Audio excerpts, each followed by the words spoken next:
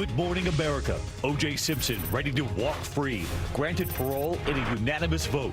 Thank you. After serving 9 years behind bars for a botched robbery, the backlash growing this morning over O.J.'s demeanor in court. Basically, it's been a conflict-free life. And now the countdown to his release.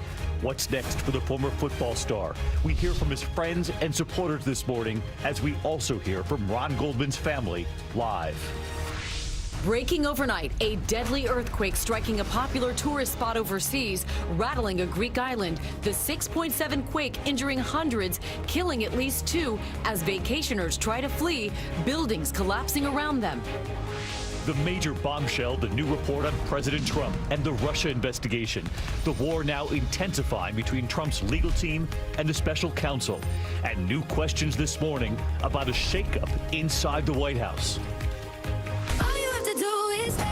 And you'll want to stay for this. The artist behind your favorite summer hits, Zedd, is turning up Central Park. And wait till you see who's with him. Alessia Cara and One Direction's Liam Payne, all performing live our biggest summer concert right here on GMA. From ABC News, live in Times Square, this is Good Morning America.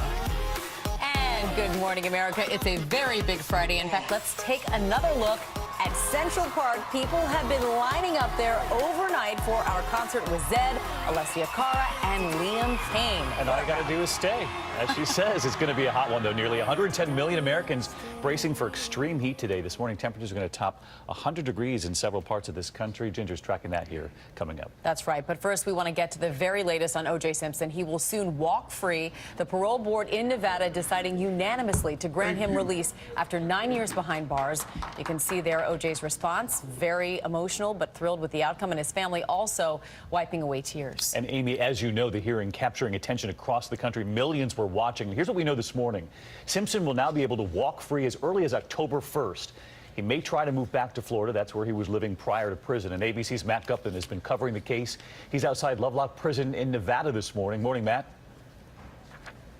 Hey, good morning, David. After 9 years of waking up at this prison, O.J. Simpson facing only 10 more weeks here. No more mopping of the gym floors, no more waiting in line for chow, no more mandatory lights out. And what we seemed to see yesterday was vintage O.J., the flashes of charm, the anger, defiance, but also gratitude. Mr. Simpson, I do vote to grant parole. O.J. Simpson gushing with gratitude for the words he'd hoped for 9 years. Thank you. Thank you. The parole board taking just 30 minutes to reach that unanimous ruling. My vote is to grant your parole. Grant parole.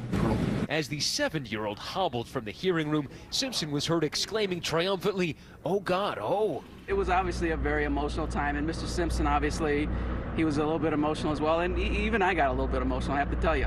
The so-called parole hearing of the century lasted just over an hour, carried live on the networks, sports channels, and cable news. The tension in the room broken inadvertently early on.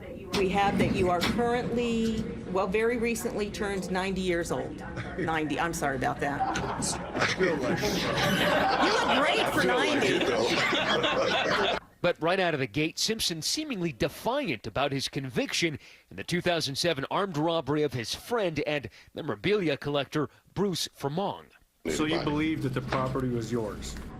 It's been ruled legally by the state of California that it was my property, and they've given it to me. From a flash of anger to a flicker of emotion, O.J. wiping his eyes as Fremont, his former victim, pleads for his release. This is a good man. He made a mistake. And if he called me tomorrow and said, "Bruce, I'm getting out. Will you pick me up?" Juice, I'll be here tomorrow for you. I mean that, buddy. Leaving the hearing, Simpson thanking the former victim. Thank you. Public reaction to his pending release far more muted than in 1995 when he was acquitted for the murders of Nicole Brown Simpson and Ron Goldman. This time, people taking to Twitter. The hashtag O.J. Simpson parole trending worldwide, many raising an eyebrow about this statement. Basically, it's been a conflict-free life. You know, I'm not a guy that ever got into fights on the street and with the public and everybody. Simpson may be moving on, but Nicole Brown Simpson's sister, Tanya, who sat in that courtroom in 1995, can't forget. What would I say to him? You know what? Probably nothing. He was part of our family. He was part of our life, and that was shattered on June 12th. Don't forget Nicole and Ron. It's not about Simpson getting out. Now, it's more than likely that that parole board here in Nevada will allow O.J. to move back to Florida where his 2 kids live. Now, the Goldman family has said it will continue to hound O.J. Simpson for that $33 million settlement it won against him in 1997 in that civil suit. But the one thing they cannot touch by law is his NFL pension. David. All right, Matt Gutman in Nevada for us this morning. Matt, thanks so much. Let's bring in our chief legal analyst, Dan Abrams, this morning, because, Dan, you were very honest about O.J. Simpson's performance during this parole hearing. You thought he wasn't very good, and yet it was a unanimous vote. So what happened here? Yeah, so he basically relitigated the crime again. He didn't express enough remorse. I mean, this was easy, right? All he had to do was go in there, be contrite, say he's sorry, say he's ready to move on, say he's ready to be a productive member of society, and instead he starts going into all the details of why he was wronged in effect and he wasn't that bad. The bottom line, though, is that there is really a form that these parole officers follow. And I'm confident they had made that decision before O.J. Simpson came in. So he really would have had to do something so bad, so out of the ordinary, so unexpected, to change what I think were probably the 4 votes that he had before he even came in. You heard one of the parole commissioners tell him that he's going to be watched very closely, and even listed some of the things that he'll face in life on parole. Yeah, there's going to be restrictions on travel, on alcohol, on who he can associate with, on weapons possessions. And this is a different world. This is now a world with smartphones that O.J. Simpson didn't have when he went to prison 9 years ago. So everyone's going to be watching the most famous or infamous parolee in America as he goes around. And remember, that's also going to be relevant with regard to the Goldmans, because they want to know, what's he up to? How is he making any money? Because any money that he earns is supposed to go to paying back that civil judgment. You bring up that point. He's 70 years old, even though the commissioner had him at 90 at the beginning. What are the chances of him getting a job? What kind of job would you imagine? I don't think he's going to get a job, because if he gets a job, he's going to hand it over. Yeah, his money goes. The only reason he would get a job is if the parole board demands it, because it is one of the possible things that they could require. But I don't know that they're going to require a 70-year-old man to necessarily get a job. Yeah, but the money he gets from the NFL still, they can't touch. The pension stuff they can't touch. And remember, he's been accruing that over time while in prison as well. All right. Dan Abrams with us this morning. Dan, thanks so much. Amy? All right, David, and joining us now in a morning exclusive, O.J.'s friend Bruce Furlong, who was the victim of that botched robbery attempt and spoke on O.J.'s behalf in court yesterday. Bruce, good morning. I know your testimony back in 2008 was part of the reason why O.J. ended up behind bars in the first place. Why the change of heart? Well, I think that O.J. has served his time, and you know, he served what he was supposed to do, and it was time for him to get out. You had a gun pointed to your head during that robbery attempt. How does one forgive? I know you probably will never forget it, but how does one forgive that? Well, it wasn't O.J. Let's make this clear. It wasn't O.J. that put the gun to my head. That was McClinton that came up, threatened to kill me. And, but O.J. was found criminally responsible for creating the situation which led to that. Yeah, yes, he was. He was the one that, you know, but he was also the one that, even though he denies it, he was also the one that said, put the gun down, and was waving and making the motion for McClinton to put the gun down. And that's when McClinton backed up as well. Bruce, you've said for quite some time now that you don't believe the sentence O.J. received was justified. Why not? Well, maybe according to the law it was. I'm not a lawyer. I don't know exactly how they, determine how long. I had told the DA at the time I felt that 1 to 3 years was a proper sentence for it. You know, the people that came in, the guy that came in and hit me, he got 27 months. McClinton, the guy that put a gun in my face, threatened to kill me, got probation. You know, when Judge Glass sentenced O.J., you know, she was talking about how somebody could have been killed, how somebody could, you know, anybody could have been hit by a stray bullet. He gets 9.5 to 33. She gets to McClinton, and it's probation. Tom Riccio, who actually helped set this whole thing up, got total immunity after waiting, you know, 8 days, makes $320,000, goes to O.J., lies about there's going to be thousands of pieces of his personal memorabilia, helps plan this whole thing, gets total immunity. I mean, you know, nobody in there served time except for Stewart, who did 27 months, and O.J. Simpson that did 9.5 to 33. All right, Bruce, we appreciate your time this morning. Thanks so much for joining us. My pleasure. David? We're going to have more, Amy, on this, but first, the other stories we're following this morning. As we told you, more than 100 million Americans will feel the heat today. Temperatures topping 100 degrees, spreading across the country as we now enter day 3 of the heat wave right here in the east. Ginger's outside the studio with the latest. How's it feeling out there, Ginger? David, this is when it goes beyond uncomfortable and to potentially dangerous. We are closing in on 80 degrees already just after 7 a.m. And I want to show you why we have an excessive heat warning. Excessive heat warning in Philadelphia, also places like Des Moines or Wichita, Kansas, Kansas City and St. Louis. Heat advisories that stretch from Texas all the way to here in New York City. That dangerous heat is under that dome of high pressure. It's called a ring of fire, where it just sits and spins. And for days on end, this heat is cumulative. And it'll feel this afternoon like it's 109 in Des Moines, 101 in Atlanta, and 103 in Richmond, Virginia. So again, crossing that line, you have to hydrate, especially if you're outdoors. David? Hydrate and keep your eye on your neighbors. All right, Ginger, thanks to you. We're also following a breaking development overseas this morning. A deadly earthquake striking a popular tourist spot near the coast of Turkey and Greece, injuring hundreds and killing at least 2. Our chief foreign correspondent, Terry Moran, is tracking this. He's live in London this morning. Good morning, Terry. Good morning, David. This is a magnitude 6.7 quake. That's a long, strong shake striking in the north Aegean Sea. That's one of Europe's most popular tourist destinations. The Greek islands, especially the island of Kos and the Turkish coast, hit hard.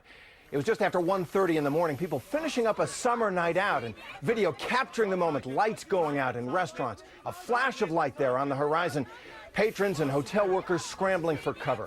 Thousands of tourists and residents spent the night outdoors. The threat of aftershocks are very real right now.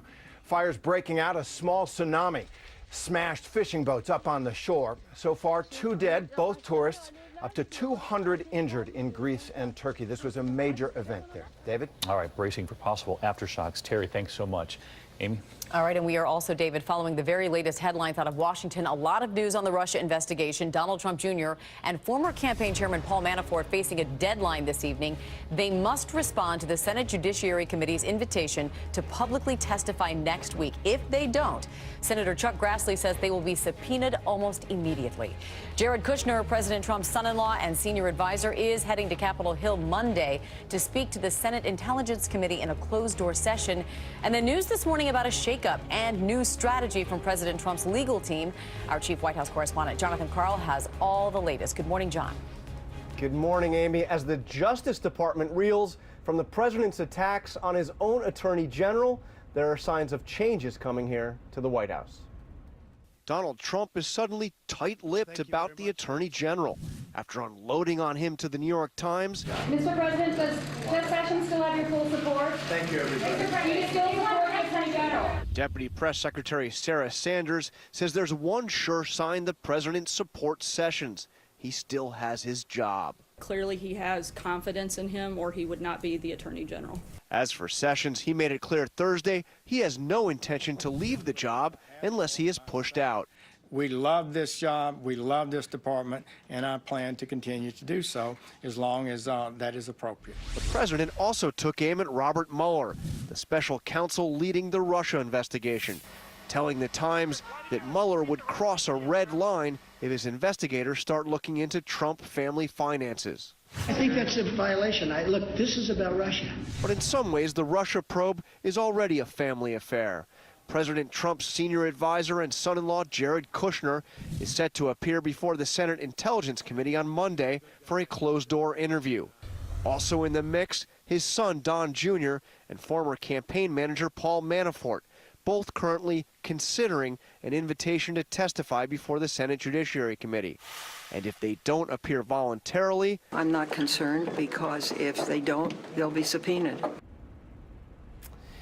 The question now is whether or not the president supports special counsel Robert Mueller. Yesterday, Deputy Press Secretary Sarah Sanders was asked that question. She said that the president has no intention, no plans to fire Mueller, but then she added this. She said that she couldn't predict what the president would do if, quote, Mueller could potentially create an outrageous situation that would force the president to act. So very much keeping up the criticism of Mueller, but no indication that the president would actually do that nuclear option of firing him. Right, and this is all coming as the White House is facing even more shakeups. Kat, yes?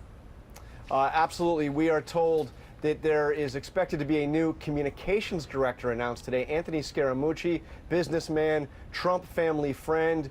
He met with the president and with Ivanka Trump for over an hour yesterday here at the White House. We're told he is expected to be named communications director, and that most of the senior staff here, including Press Secretary Sean Spicer, didn't even know that this was the plan or that the president was meeting with him. All right, John Carl, thanks for the very latest. We appreciate it. And we turn now to new developments in that deadly police shooting in Minnesota that killed a bride-to-be after she called 911 for help. Overnight, hundreds marching in her honor as the Minneapolis police chief broke her silence. ABC's Alex Perez is in Minneapolis with all of the details on that. Good morning to you, Alex. Hey, good morning, Amy. The police chief here says Justine should still be alive and this should have never happened, and is also calling on the officer who shot her to cooperate with the investigation. This morning, for the first time, the Minneapolis police chief is speaking out about the shooting of 40-year-old meditation and yoga instructor Justine Damond. Justine didn't have to die. This should not have happened.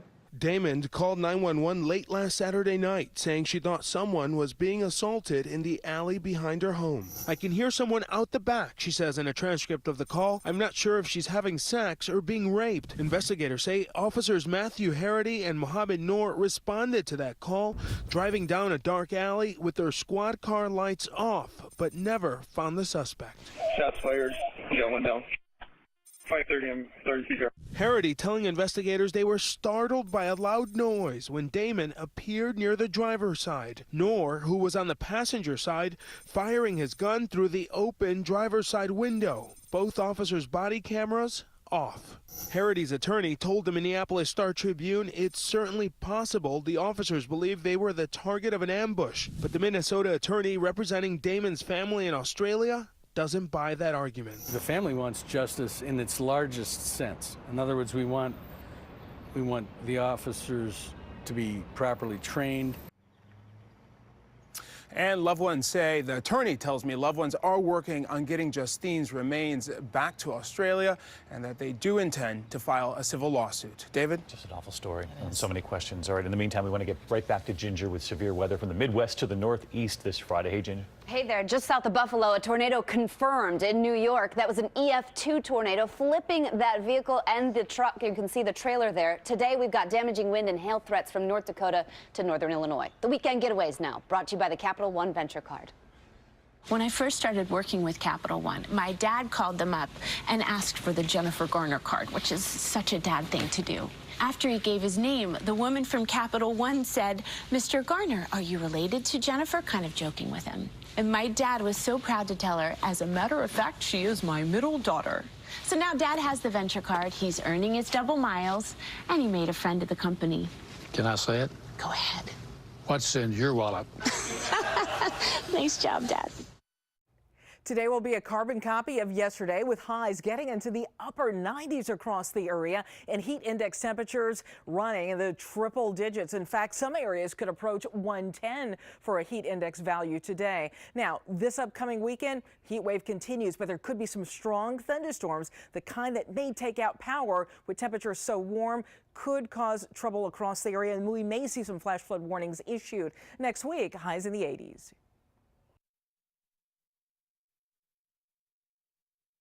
Coming up next, what will life be like for O.J. Simpson when he leaves prison? Some of his closest friends are joining us live. And of course, the tributes pouring in this morning for Linkin Park's lead singer. The new details now emerging about his very private struggle. We'll be right back. Well, I love it. This piece is so you. I know, right? I saw it and I was just like, oh, I have to have it. Is it suede? Suede. Love suede. State Farm knows that for every one of those moments,